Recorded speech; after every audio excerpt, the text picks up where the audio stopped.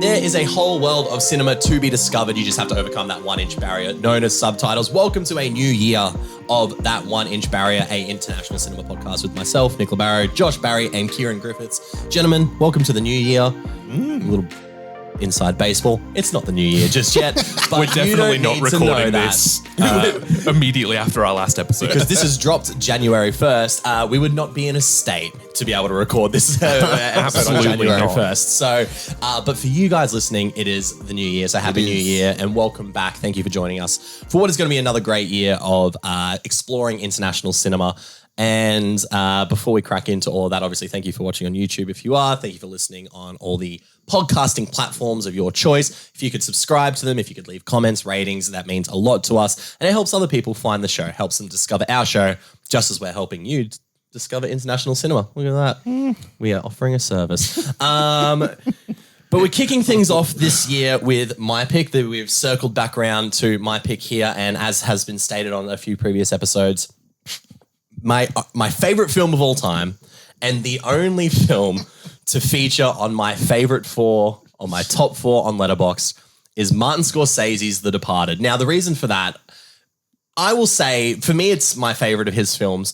I know there's arguments to be made whether it's his best film, but that's the movie I watched when I was like a formative young cinematic mind, and I was like, wow, that's cinema. I love The Departed. We were just talking. I've seen it almost 20 times, I think, and I could probably do the movie from beginning to end. And I love the crime drama genre. I love gangster films. And I was completely aware that this film right here, Infernal Affairs, 2002 Hong Kong crime drama, was the original version of this film. The Departed was adapted from this film. But I had never seen it. I own the trilogy box set, and I think there was a part of me that was like, I was a little fearful of like, what if it's bad? What if it's better than The Departed? Will I have an identity crisis? But I'm glad this show came along to help me conquer my fears, gentlemen. And now there's a number 2 spot going on the letterbox.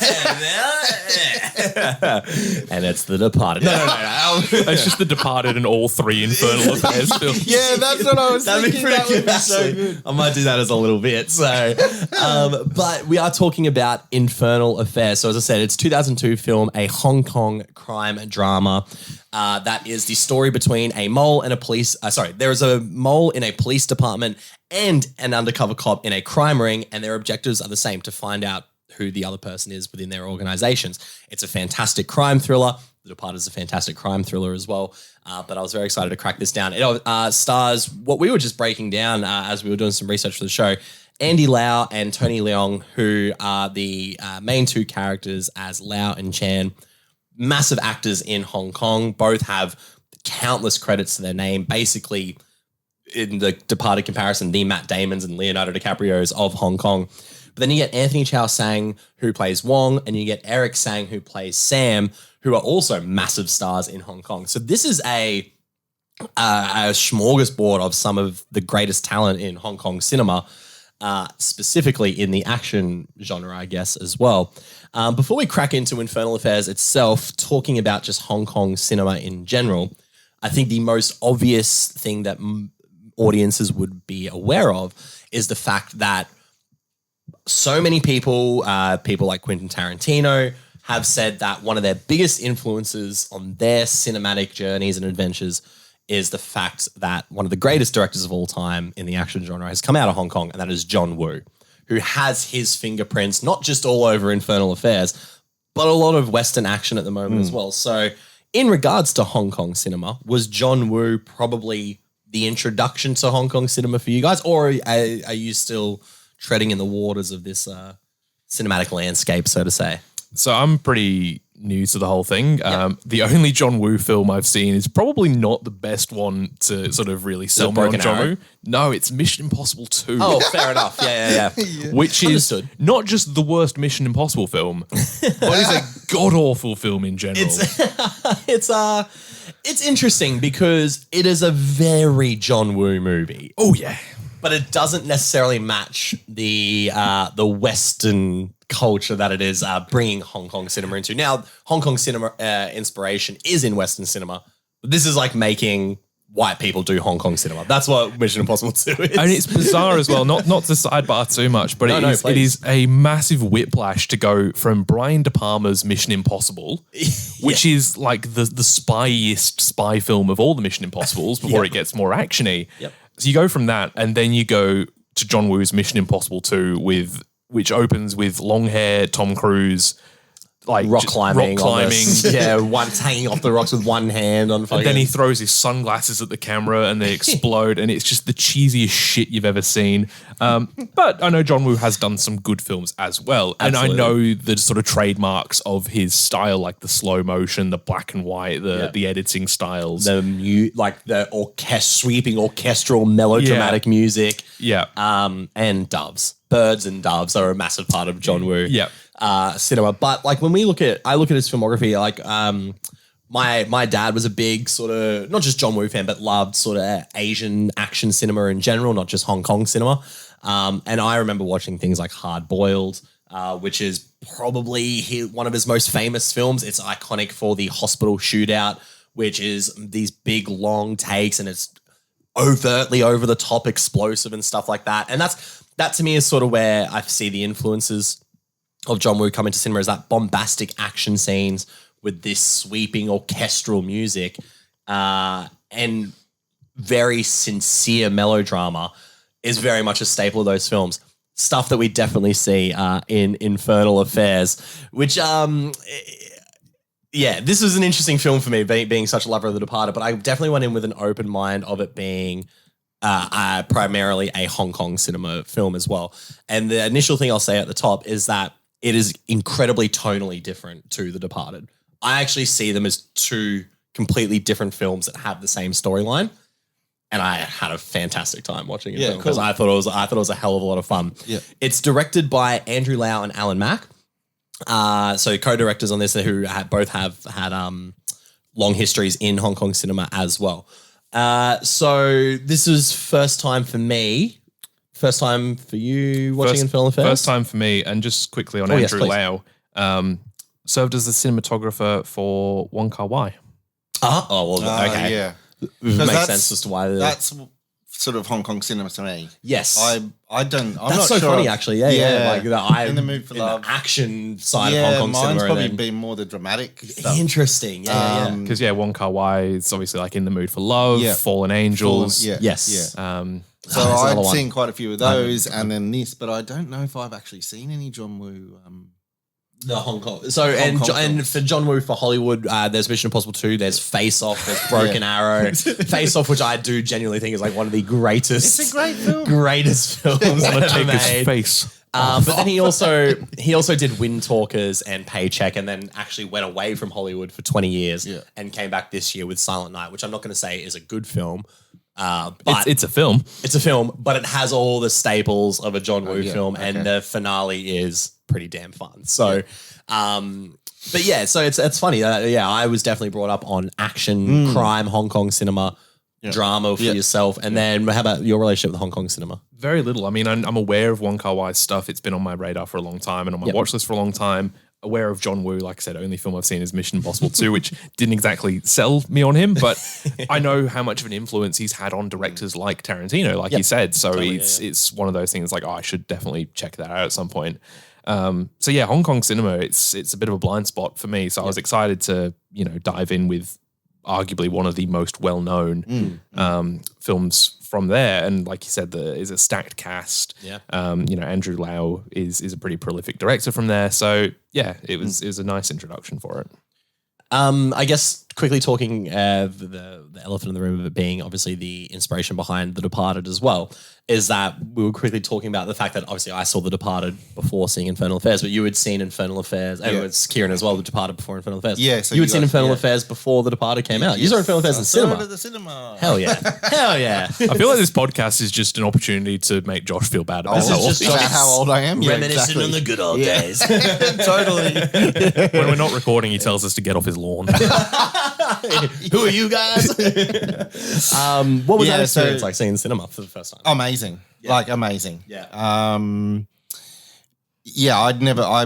really hadn't seen anything like it before. Yeah. And this is also, you'd seen sort of Wong Kar-wai's films before that as well. So So intro into Hong Kong cinema. And I think for me, I guess, once The Departed came out, seeing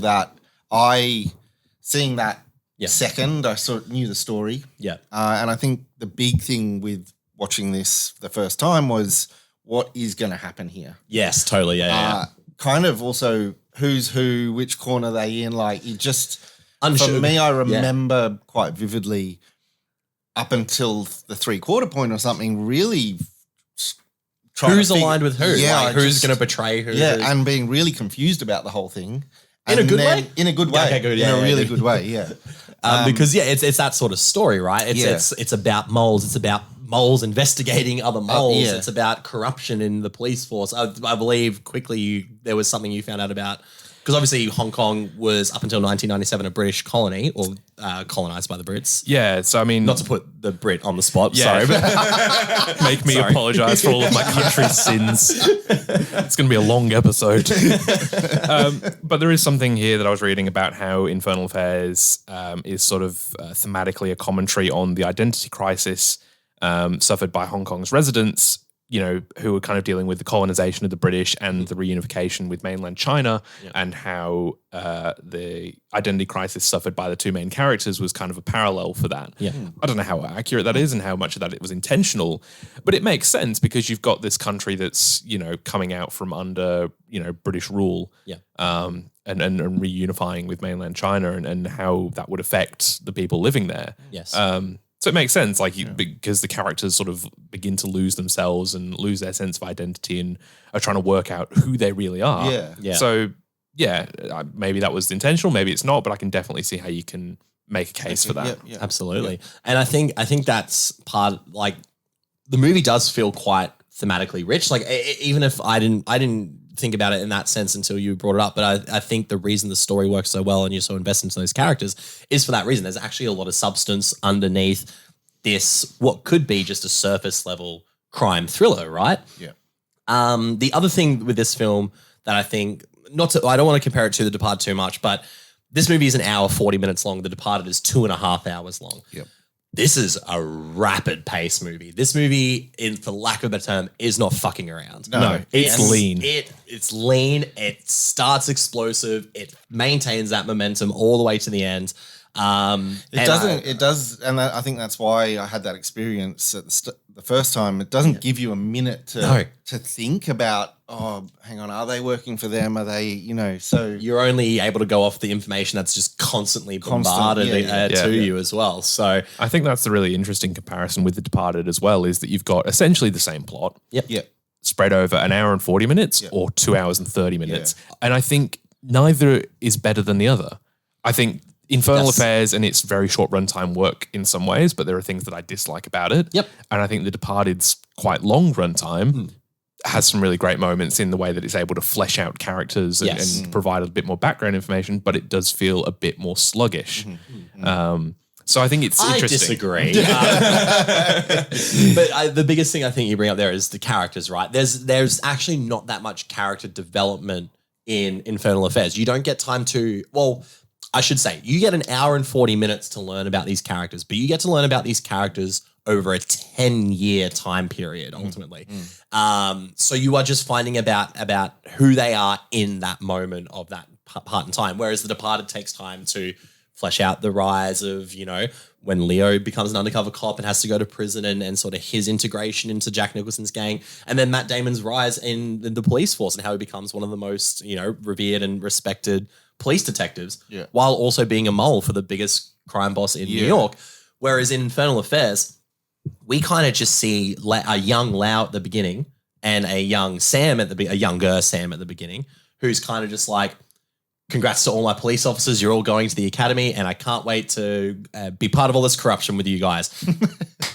3-minute montage and then bam, we're being like, there's a mole. Yeah, there's a mole. We've got to find these. Well, that's it. By 5 minutes into the film, we've jumped 10 years. Yeah. It's crazy, and now, Chan is like, I've been undercover for 10 years and you're never going to let me out. It's about 3 or 4 years initially, because that conversation on the rooftop, he goes, I've been undercover for 3 years. And he's like, well, you're not going to like this. We need you to go undercover in this new gang. Yes, that's And he's like, fuck, I want to get out of here. And then we get another time jump. Yeah. So it's just fucking rapid. Yeah. Like it's So it's exciting. What takes 45 minutes in The Departed takes 5. Yeah, in Infernal Affairs. Literally. But I think as well, looking at specifically Hong Kong action cinema, that is very much a staple from the movies that I've seen, right? Is that it just doesn't waste time. The movie goes, we know you're here to be enthralled and thrilled and be caught up in the tension. And Infernal Affairs just does that. Like it just goes, here's your story. Yeah. Deal with it. Yeah. And like, if you don't like it, that's fine. But we guarantee after an hour, 40 minutes, you're going to be out of breath. Yeah, like, that's right. Yeah. great. Like that's very exciting to me. And that's why I think as someone who does love The Departed, it's such a different movie. I can actually view this as a completely different film. I think I think that's good. Yeah, and I think I'll definitely watch The Departed again now. Yes. And I'll view it that way. I might too. Because Maybe a couple of times before Christmas. Because I remember at the time when I watched The Departed, when it came out, Yes. I missed the ambiguity of this one. Right. Yes. Like, yeah. For me, a big part of this movie was trying to guess what was going on. Figure it out, yeah. For almost an hour and a half. Whereas The Departed, it's like kind of spoon-fed to you through the start of, this guy's rising up here. And You know also, very much so where everyone stands. Yeah. And also, I sort of thought at the time, I know Leonardo DiCaprio, I know Matt Damon, so I can really easily, he's the bad one, he's the good one. Whereas here, when I watched this, I didn't know either of them. I'm like, who's who? Like, are they the same person? You know, I'm great, just kind of, so that, I think the best way to watch these movies are, they're just a different. They're the same story. They're the same just story, but tonally different films. Yeah, yeah. I feel like to separate genres, you would just go crime thriller, crime drama for The Departed. It's probably how I would put it. Yeah, and I think Infernal Affairs is definitely more actiony. Yes. Which is, it's funny because it actually has less action scenes than The Departed. Oh, it's shorter runtime, of course. But when I think about it, the only real action scene that stood out to me is the shootout after the building scene, right? Yeah. And it's not that long, but it's thrilling. To me, the thrills and the excitement just comes from the ambiguity and not knowing, honestly, like what the fuck's going on. I think there's great tension built here as well. So like great, just with the you're watching the more finger tapping and just those scenes. When Lau figures that out too, he's like whatever is they're communicating in Morse code. I was like, because Brianna was watching this with me, she was like, I didn't pick it up at first, but when he's sitting at the mirror, I'll put it for the camera, he's going like, I just was like, oh, it's like a nervous thing. Yeah, me like, too. Yeah. And then Brianna's like, is he doing Morse code? I was like, she's so smart. I was like, what the fuck? Yeah, I was like, well, I mean, so much smarter. That's a given. But that's what I feel like the tension, like considering that there is more action technically in The Departed, the fact that I felt more thrilled by this film is a testament to the filmmaking. It you know is. What I mean? I think that it obviously comes from the pace. Yes. The editing. We'll definitely talk about the editing and because I guess sorry. It does build just an action feel. Big time. Even though there's like you say, there's probably not.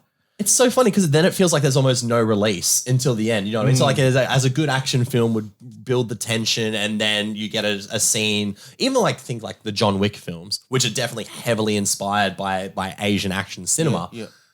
You kind of get a release after the action scenes. You get to breathe. Whereas like we've been talking about, this film does not let you breathe at all. No. And that's that Hong Kong cinema influence, which comes through the editing, the music, the cinematography. My favorite shot in this film is I think it's now the cover of the Criterion Collection. In which it's the final climax and someone has a gun to someone's head and the camera just pulls out and you see the Hong Kong cityscape and it's just two characters on this. Like I love shots like that. It's beautifully shot. Beautifully shot. And then it is frantically edited and it is just, they managed to put like 7 different camera angles of the same scene and there's about half a second between each shot and it'll just be Lau getting up from a chair. He's just getting up from a chair and it's like bam, bam, bam, bam, bam.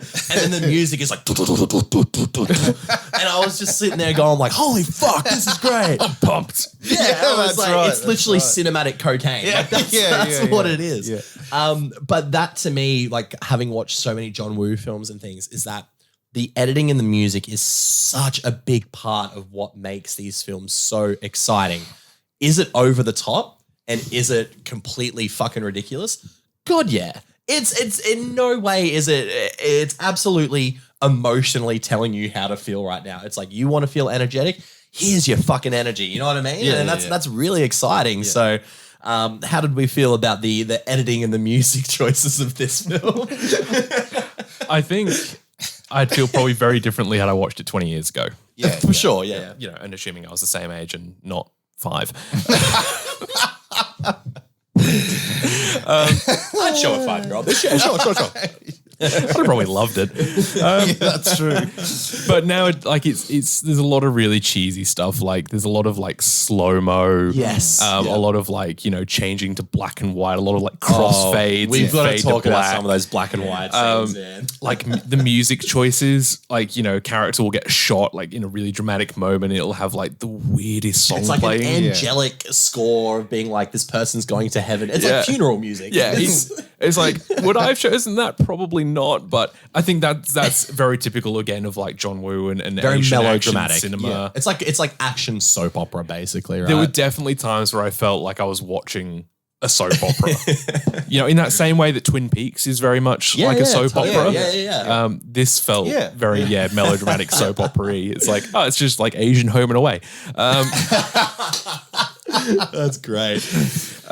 But I think so much of the substance is the style, right? Totally. And I think the film doesn't work unless you shoot it and edit it and score it in this way. Yep. And even if we have our modern gripes with it, I think for the time and the place, it is so befitting. And I think it's what probably makes it more the most unique part of it to separate it from The Departed. Yes. Is that it's made like a early 2000s Asian action film, whereas The Departed is made like a mid 2000s American crime drama. Totally, yeah. A Martin Scorsese picture. In the most literal sense of like that tone. I love these cuts, these melodramatic cuts to black and white. So a significant character dies halfway through the film, and when a character happens upon the body, it cuts to black and white, and we get these really touching moments of them earlier in the film. Now, the relationship between these two characters was absolutely solidified. You knew these two were working together. But I didn't realize they had such a friendship until the black and white angelic music came up to have this character be like, he's off with the angels now. Maybe with the devil, depending on some of the stuff they were doing in their corrupt crime unit. But like, it's to me, it's those moments where, sure, I was watching it and I laughed, like, because it is so over the top compared to what I'm used to. Yeah. But I wouldn't want it any other way in this sort of film. When another significant character dies at the end of the film, and immediately, as soon as they're shot, black and white. Yeah. And a character turns in slow motion and looks, and then that angelic music starts again. And we linger on that dead body for so long. Just the cuts between the faces is brilliant. In the same way that why we love cheesy action 80s movies. Totally. It is that, it's that cheese that you don't want it any other way. It's so funny because it strikes me as like for so long in real life and in cinema, it's been like men don't know how to express their emotions. That's because we were raised on films like this that were just like, emotions are just so heightened and ridiculous and unrealistic that we're like, oh yeah, like I'll get upset in black and white when my friend dies, I guess. Like this is the emotional cinema we were raised on. But it's just those staples of cinema I think really enhance this experience. For me, something I really want to bring up as well is that I think having watched The Departed beforehand and knowing who the characters are probably helped the story a bit. Yeah. This is, like you said, the ambiguity and the intentional confusion of the plot would make it hard to follow if this was your first time watch without having watched The Departed. Even having seen The Departed, admittedly not for a few years, Yeah. I found probably the first half an hour hard to follow. Yeah, totally. Once you kind of work out that there are only really four main characters. Yeah, so essentially you've got Sam, who is the triad boss. Yeah. Which, by the way, his scene in the police station when he's eating dinner good. is fucking awesome. Yeah, I love those sorts of scenes. Yeah. The bar is set high with Jack Nicholson's performance in The Departed. But Oh man, this is pretty good. Good one, yeah. So you've got Sam, who's the triad boss. You've got Wong, who is the basically Sam equivalent with the police. He's the superintendent. Yeah. Yep. You've got Chan, who is the undercover cop in Sam's gang. Yep. And Wong is the only person who knows He is Chan's real identity and that he is an undercover cop. And then you have Lau, who is Sam's undercover informant in the police. Yeah, right? so he's risen through the police ranks. So it's so funny talking about that first half an hour. So obviously, as we're watching it with Rhiannon, I was having, as an expert on The Departed, with my PhD thesis in The Departed, I was basically The Departed. Yeah, we have to say it by its real name. I was comparing it to The Departed for her. So she's like, "Oh, who's that character?" Like, "Oh, that's Matt Damon's character, and that's Leonardo DiCaprio's character." "Oh, who's the superintendent?" "Oh, that's Martin Sheen's character, not Alec Baldwin. It's Martin Sheen. That's a different character in the film." And then I was like, Jack Nicholson is Sam. So using those comparisons definitely made it easier to follow the story for me. But I can absolutely see how and the rapid pace, the ambiguity of just not knowing who's screwing who over. It works so well for the film. But I can definitely see if you're just throwing this on, especially never degrading down to like general audience members. But if you're just throwing this on just to have a watch, I could see in the first half hour you go like, the fuck's going on right now? So especially because we jump so quickly from, Lau joining Sam's gang and Chan joining the police force to, down the track So 10 years later, he's an established undercover agent and he's risen through the police ranks. Yeah. You're like, I thought the film had just skipped half an hour ahead on Netflix and I just somehow missed it. I was like, hold on a second. What the hell? Do you think as well that's having known like that base story of The Departed too, how it does take its time to get I think where it's going as well? I think that helped and hindered in some ways. Yeah, totally, yeah. I would have been really interested to watch this having not seen The Departed. Yeah, I agree, actually. Yeah. I think, it did help in some ways. Good luck to erasing kind of, it from my mind. Exactly. I think I dream it every night. Yeah. Nick's first dance is going to be to shipping up to Boston. I mean, if Rhiannon wants to walk down the aisle, I'm not going to say no. Followed by Gimme Shelter. But that's the thing as well, isn't it? With any remake and it's all. And I sometimes toil with like if something is being remade and I haven't seen the original yet. Okay, what should I do? Because really, that first viewing of either one is probably going to be the most momentous occasion. Totally, for you. because of the reveals of this film. Especially when it's a beat for beat. Yeah. Yes. I feel like watching All Quiet on the Western Front, the recent version compared to the 1927 version. Despite knowing what the story is already, right? Yeah. And they're made so far apart. Yeah. Made in different countries. Like, obviously these are, but made from different, I guess, perspectives. Because you've got, a British production talking about German soldiers and German production talking about German soldiers. Yep. So I think that's a real difference when you've got something that was made a few years apart and basically takes the exact same premise and plays it out the same way. Yeah. It's not quite shot-for-shot remake like we get with some films.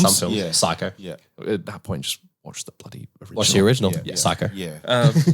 But it is really interesting, and it is hard to know. Like if you've not seen either, it's like, do I go with the original, or do I go with the arguably better, more acclaimed, more famous remake? Yeah, totally. Yeah. And I don't think there's a right way or a wrong way to do it. With this, no. I mean, sometimes I feel like I see a remake come out, and I probably off the top of my head would mention what was the one Tom Hanks did this year?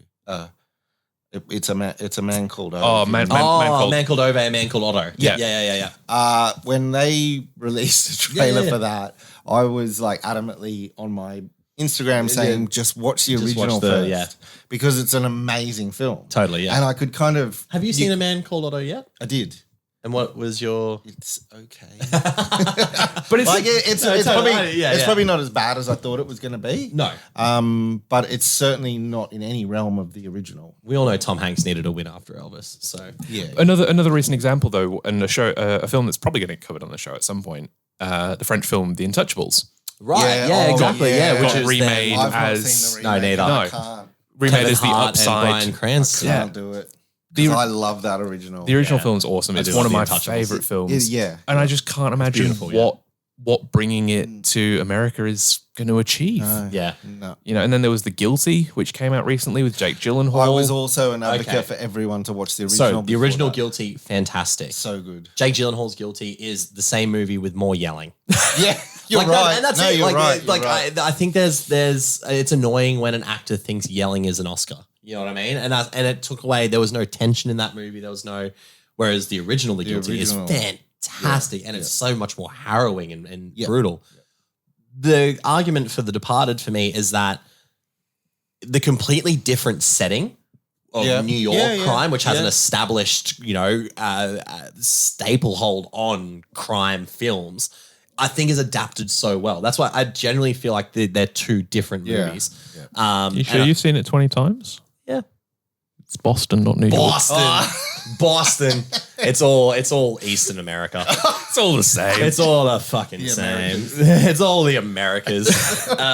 Boston, sorry. LA, Florida. Sorry to my Massachusetts fans. Sorry. So I'm pretty sure you can walk from New York to Boston.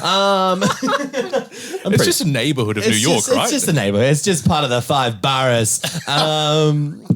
It's just... This episode is just how many people can we offend? How many Americans can we offend? It's not hard. No, not at all. This haircut's offending them already. There's already such an established crime genre in Boston, and that's why I think The Departed kind of works well, because you can talk about police corruption, you can talk about, and whereas Hong Kong, as Kieran was saying earlier, that identity crisis of the Hong Kong people being a thematic element in the film, you can look at the thematic elements of The Departed and be like, how crime and corruption affects the lower socioeconomic people. Like the whole part of Leonardo DiCaprio's in that film is that he came from shit. He was poor. He was from a bad neighborhood. His cousins were like locked up in jail. And he managed to rise up through that, but still, as soon as he got to that point, was told, no, we're going to send you back down because that's what you know. And that's very much a big part of the thematic pride element and the psychological element of Leo's character. And it becomes a theme of classism, which I don't think is necessarily a theme of Infernal Affairs. No.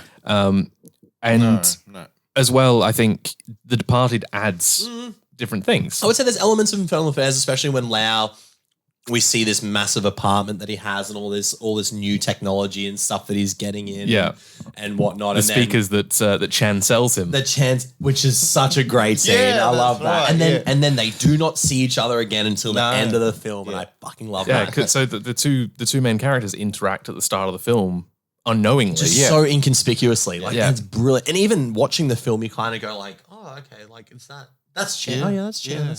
Okay, what's going on? And then when they get to, meet each other towards the end of the film, Chan says to him, how's the speakers? It's golden. It's so good.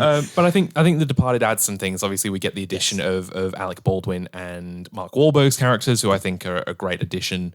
We get way more backstory in terms of, I guess, that gap between the start of the film, to the rising through the ranks, the police academy montage. I guess you could say, we get a lot more of that, and we get a bit more, I would say, emotional flesh out in terms of like the psychologist character plays a bigger part in The Departed than she does in Infernal Affairs. Yeah. So they're different films. I think it's an example of a remake done right. Yeah, totally. I would agree. Yeah, I agree. That is one thing about Infernal Affairs that I kind of understood why the psychiatrist, Dr. Lee, why she was in the film, because she is the girlfriend of Lau, then turns fiance. I think they talk about their planning the wedding, so I don't think they get married in the film. But is also the mandatory psychologist for Lau. They're different characters. Yeah, they're different characters. Dr. Lee and Lau's fiance and the doctor. Oh, sorry, Chan. Are they different characters? They're different characters. Whereas, sorry about that. Yeah, shit. Okay, I genuinely thought maybe because I had the association with the Departed. In The Departed, she's the same character. Yeah. Oh, is she? Ah, interesting. Because then, so how does that? Because she's a writer in. Oh, she's okay. That was an assumption. That's my bad. She's writing the book about the man with 28 different personalities. And then I was just like, oh, that's something like a psychologist would want to. I guess so. Interesting, because then she comes into possession of the CD at the end too, and I was like, okay, this is all connected, surely. But okay, no, that's on me. I think when Chan works out that Lau is the mole. Yes. He knows where he lives because of the speakers. So he goes back to the apartment and he's like, oh, hey, I just wanted to check on the speakers. Yes. By the way, here's this sample CD, which is actually a recording of him and his dodgy dealings. That one's on me. Big fan of The Departed, as you can tell. Big fan. Where do I go from there? Just preemptively cancel yourself and see if you can earn any goodwill off of it. I mean, fuck, Get me a couple of beers and you don't want to listen to me talk. So this podcast is more than enough for you guys to do that.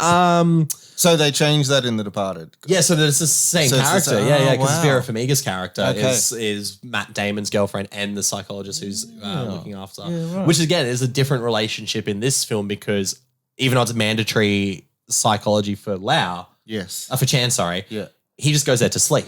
He's like, I can't sleep, so I just go, I need. And he's like, we've been here for 4 months. She's like, it's been 5 months. You only have 1 month left. Yeah. It's like, how are you going to sleep when? Something, but then a more romantic thing develops with Vera Farmiga's character and Leo in The Departed. So, which is another an example of a remake done right. You know, an adaptation that fleshes out an interesting dynamic and relationship in the story. I think it's hard to not compare the two films. Well, of course, oh, totally, yeah. But I don't think it's necessarily a bad thing because most people have probably seen The Departed. Yeah, you're right. You know, it's a best picture winner. Yeah. It's a fantastic film in its own right. But I think it helps audiences to know what kind of film it is and draw those easy comparisons. But if you have, if you haven't seen The Departed, watch The Departed. If you've seen The Departed and you haven't seen Infernal Affairs, watch Infernal Affairs. Watch both. Watch both. Yeah. They're both different. Like we've all said, they're different movies just with the same story. Yeah. They're very, very different genres. They're different pacing. They have different energy. And stylistically incredibly different as well. Yeah. There was one shot that I will say that I love that is in both films, and it is when Chan figures out that Lau is the criminal informant, or he's working with Sam. And that is when it goes from Lau on the computer and it pans across in the hallway to Chan, finding the envelope. And that is a direct shot from Martin Scorsese's Departed. And they're both brilliant shots. They're just great tracking shots that follow, and you see sort of the office there. And then I love the two envelopes in this. Yeah. In this movie, it has Bodyguard written wrong on there, but it's Citizens Trust in the Departed and stuff as well. Yeah. But I think, as we've said, Infernal Affairs obviously draws heavily from John Woo. Mm-hmm. Totally, yeah. But The Departed isn't Martin Scorsese trying to do John Woo. No. It's Martin Scorsese doing Martin Scorsese. Yeah. And doing it fucking well. I don't know if you've got it yet, but I love The Departed.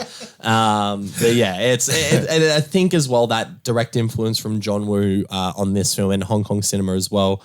It is just such an exciting, if you haven't had a chance to really delve into the action side, at least of Hong Kong cinema, it's exciting. It's silly at times. It's over the top and melodramatic, but it is always fun and it is always energetic. And it's sincere as well. It's so sincere. And that's why it works. Yeah, I don't think it's like this tongue-in-cheek poking fun at itself. No. It's super serious. Like I said, sometimes to the point of feeling like a soap opera because it's so melodramatic. Totally. But it's genuine. And I think, as I said, had I watched this when it came out without all of these sort of, through a modern lens, I'd probably feel quite differently because films age. Yeah, totally. Not just technically, but also stylistically. Yeah. Our perceptions on what editing and cinematography and acting should look like has changed. Especially weirdly, I think there was a period probably from, I don't know, maybe the 80s to the 2000s where stuff feels really dated. I find stuff from like the 70s backwards doesn't feel as dated as stuff from like the 80s and 90s. Because I feel that was that next like step of cinematic evolution, right? That's when we were coming into... We started to go to digital stuff, so like more opportunities. Video stuff, more opportunities became available in terms of the way you could shoot and edit things. So I think that's why... Away from like the studio picture and filming on locations and natural lighting and then things like that. So I think that's why it's maybe aged not as well, but I don't think it's aged badly by any means. I think you just have to accept that it is a early 2000s action film with those very typical Asian stylings. Yeah, absolutely. Yeah. Anything else we'd like to talk about or add on to Infernal Affairs? So Jack Nicholson is Sam. Yes. Yeah. Well, I love this guy. Yeah. He's great. Sam. I know Jack Nicholson's great in that. But that scene in the police station is like the scene, right? Like that's where you get the most inside look at who he really is and how he operates. He's a bit of a fuckwit, to be honest. Well, he's in the police station. They've got him in there with all his boys behind him, by the way. Yeah. And he's still going toe to toe with the superintendent. I mean, like we both know there's a rat. Did that remind you of Heat? when Al Pacino, Robert De Niro talk to each other. I got that vibe from it as well. Yeah. I love Sam in this film. I think he's brilliant. He's really, really good. Yeah, it's another good example of the difference between the two films as well. But it works so well for me. I think Nicholson is more frightening. He's more unhinged. Yes. Sam's more calculating, sinister. Sam is like brute force. Yeah, totally. Whereas I think Nicholson is conniving and and you think he's just gonna go off the handle at any point. And he does. Yeah. That's fantastic. But even Sam in the scene where he breaks the cast on Chan's arm, he grabs his arm and smashes it on the table. It's so good, man. It's intense. It's super intense. And I love it so much. Did you guys have a favorite character or a favorite performance? I was just thinking this. I think Tony Leung is fantastic in this film. Only knowing him from most recently Shang-Chi and Legend of the Ten Rings, and a few of the other films he's done. In the Mood for Love, and he did the Red Cliff movies, which are John Woo films as well. I think he's brilliant. I think he manages to play someone who is actually kind of psychologically exhausted by the fact that he's been undercover for 10 years without having it go into, and this isn't a criticism, don't get it wrong, but when Leo has his breakdown in the psychiatrist's office in The Departed, where he's just basically talking about like he'll fucking kill himself if he doesn't get pills. You don't get that over the top scene with Tony Leung, but there's a lot of nuance in his performance. I'm like, this is a guy who's just exhausted by the fact that he's an undercover agent. You know what I mean? It feels weird to say because of how we've talked about how melodramatic the film is, but I think the performances themselves are more subtle. Yeah. I think the emotion is a lot more beneath the surface. Yep, totally. We don't get the same amount of, yelling and shouting and like these big grand emotional moments. So I think it's a very different way to do the same thing. Yeah, totally. Yeah, I agree. Yeah. Your favorite character? I think it's Sam. Yeah, that's fair. That's fair. I mean, I obviously love the two leads, but just, I don't know, this time watching it, I was really enamored by Sam. He's cool. And I think also, Jack Nicholson's character is like, that's probably the most part of my memory of The Departed. Yeah. And then to see this different, I really like Sam in this. I thought he was really good. Really nice.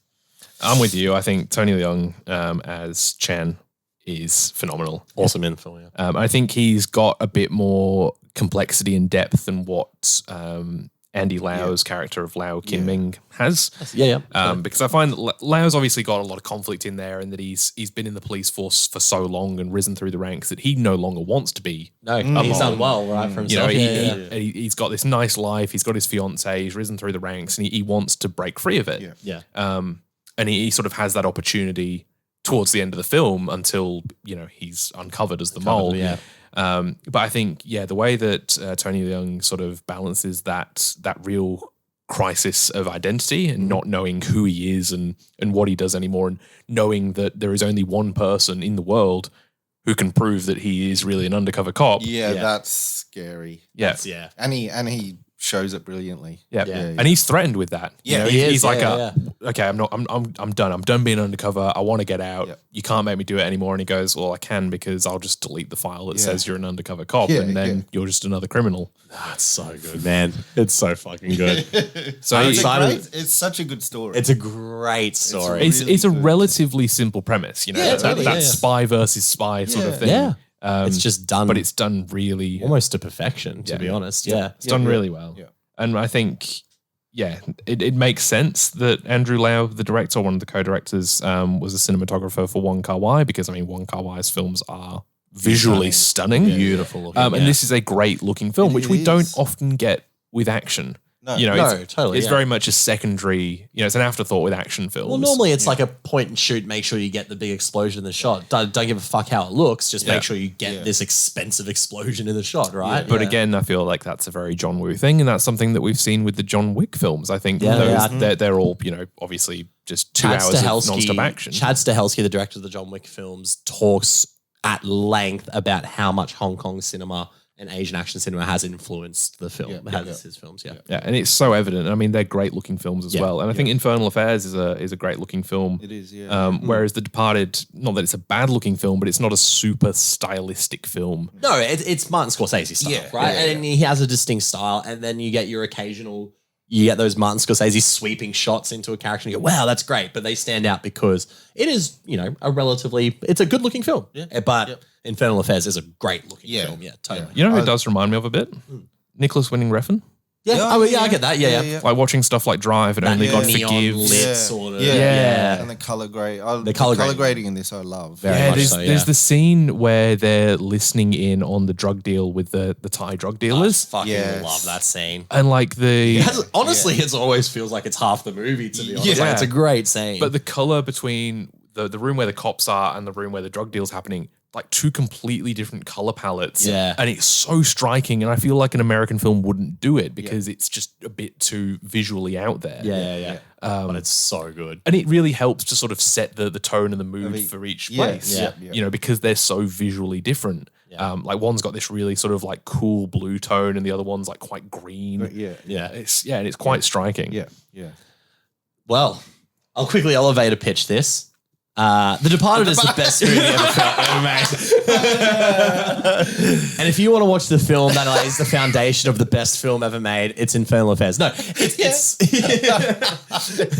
Infernal Affairs walks so The Departed could fucking sprint.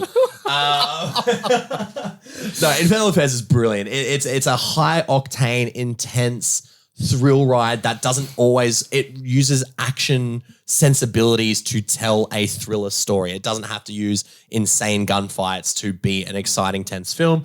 It's fantastic performances from the core four characters. It's a simple premise executed basically to perfection. And if you don't know the story behind either films, you are in for a twist turn ride that you will, I believe, like you'll have your jaw on the floor by the end of when the reveals happen. So it's fantastic. It's brilliant. For a star rating, I'm going 4.5. I fucking love this movie. Departed is a five-star movie for me. This is, it's a 4.5. There's I think there's a bit of confusion at the start. It's rapidly paced, so you don't get that time to breathe always, which can be to its detriment sometimes.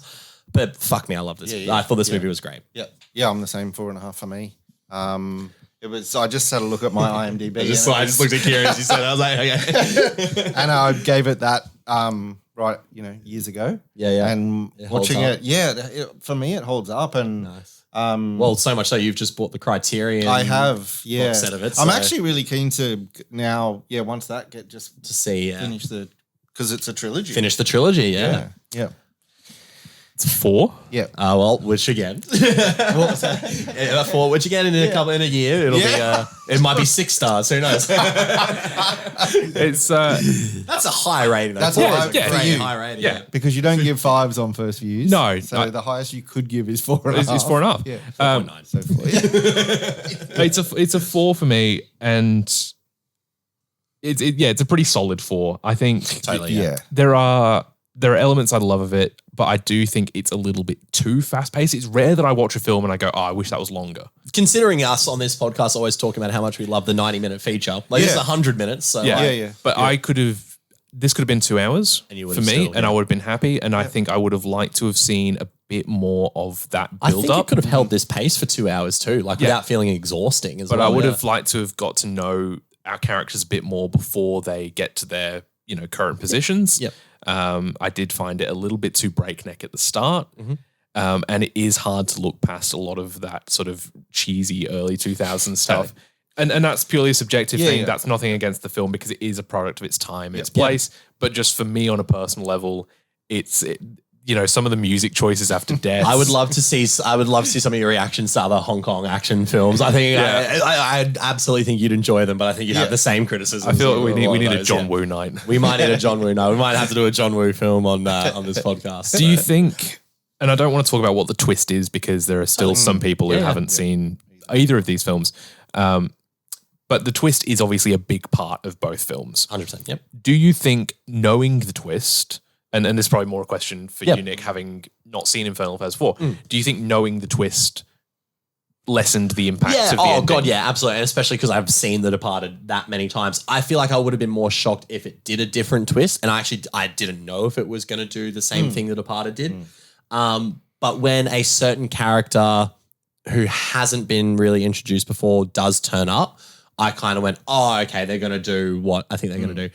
So it definitely lessens the impacts. I do think as well, though, for the story it's telling, it is a brilliant twist. It's an awesome, awesome way to sort of... It's an all-time twist. Yeah. Like if you were to do like top 10 twists in movies of all time, it's up there with like the ending of Seven. Oh God, totally. The reveal of Darth Vader being Luke's father. Yeah. Like it's huge, right? After you go on this whole journey and then that happens. Bang, right? So it's incredible. And I think what I do like more about The Departed than this film is how the ramifications of that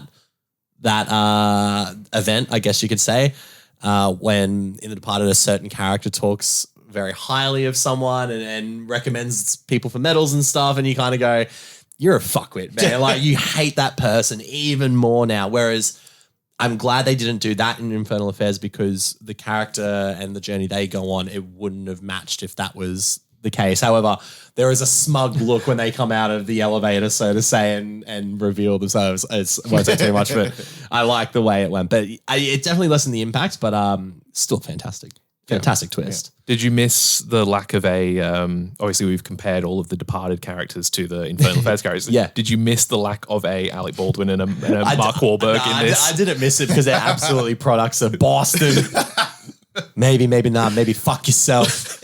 No, I don't think I missed them in this film. But in saying that, you can never have too much Alec Baldwin or Mark Wahlberg in your crime films. So both who I do not think we'll be seeing in films for much more in the future. So no, Mark Wahlberg's too busy loving Jesus, and Alec Baldwin is too busy trying to not shoot fucking anyone. Side note: he's like, I'm not making these anymore because I want to do faith-based films. He's got a movie that just came out on Apple called The Family Plan, which is he loses his kids in Vegas or some shit. I mean, what's more Christian than that? Well, true. Maybe he prays the whole film to find them. Who knows? But there we go. We've offended Mark. another group. Yeah. Well, is what it is.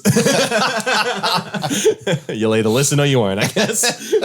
So you'd recommend this then to anyone and everyone? Anyone and everyone. You definitely have to, as we've said, you have to understand that like it's a product of its time, but it's also a very melodramatic crime thriller. Like it's heightened beyond belief, but it's exciting as hell. It's a very exciting film. Yeah.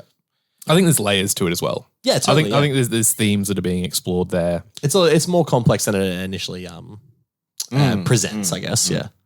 But yeah, that's Infernal Affairs. Fucking great movie. Fun little fact. I'm scrolling through Wikipedia here because I do my research before coming on the absolutely. show. No, absolutely. Apparently, an alternate ending for the film was shot in order to comply with Article 25 of the Chinese Film Administration Regulations, specifying that films cannot propagate obscenity, gambling, or violence, or abet to commit crimes. Isn't the whole movie about fucking abetting crimes? So, in the alternate ending, Chan discovers evidence of Lau's criminal activity and immediately arrests Lau outside the elevator. Oh my God. And that was the alternate ending shown in mainland China and Malaysia. Oh, wow. Okay, so now we're talking about this. Have you gentlemen heard of the ending to Fight Club in China?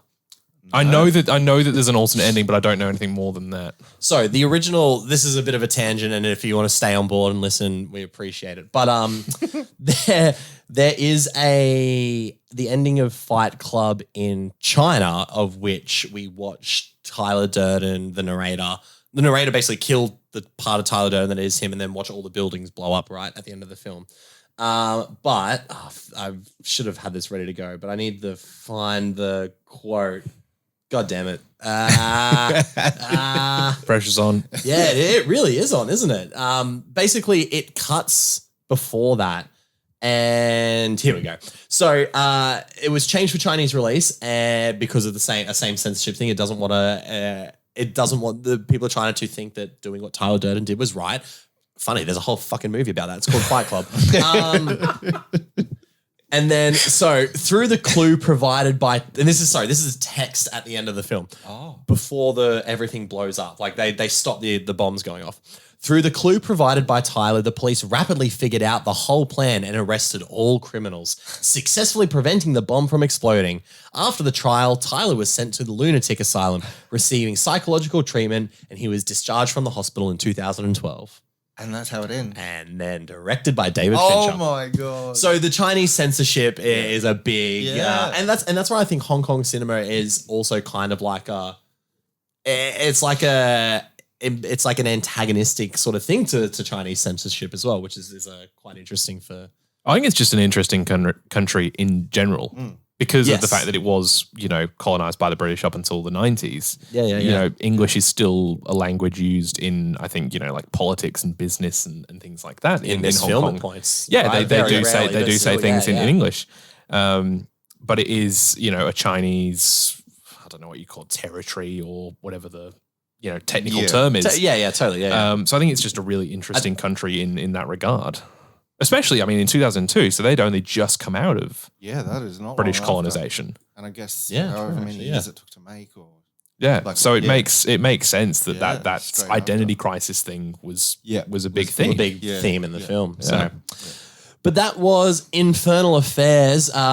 We loved it. We definitely recommend it. And that is the January episode of That 1 Inch Barrier completed. Now, in the cycle of things, our next film is going to be another Academy Award-winning international film.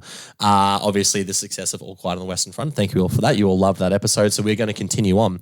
And the next show will be Ryosuke Hamaguchi's Drive My Car, which we've all seen. We all saw in the cinemas together, actually. We did. It was a lovely little evening, And I haven't watched it since, so I'm excited to revisit it. So if you get the chance to jump in, that'll be the next film episode. However, in between that, in January, we're also going to be doing a Q&A special. We've been doing this podcast for a year now, which is awesome, and we're excited to continue it. But we also want to communicate with you guys and hear your burning questions in regards to the podcast itself or international cinema in general. So keep a lookout. If you look in the description and all the comments and stuff below, our social medias will be there. Be on the watch out. We'll be putting up in our stories where you can ask questions, whether it be Instagram stories or on Twitter or Facebook or whatever.